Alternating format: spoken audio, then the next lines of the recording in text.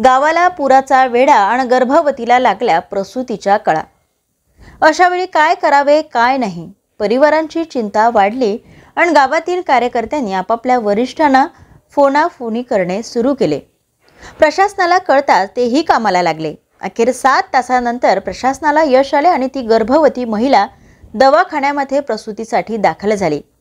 ही घटना आहे भंडारा जिल्ह्याच्या लाखनदूर तालुक्यातील चुलबंद नदी तीरावर वसलेल्या जुनी पोथली या गावातील। या गावाला पुराने वेढा घातला आणि चारही बाजूचे रस्ते बंद झाले। नदीवरील पूलही पुराखाली गेल्याने जाण्या येण्याचा मार्ग बंद झाला। अशामध्ये जुनी पोथली येथील मेघा राहुल मिसार या गर्भवतीला प्रसूतीच्या कळा येऊ लागल्या।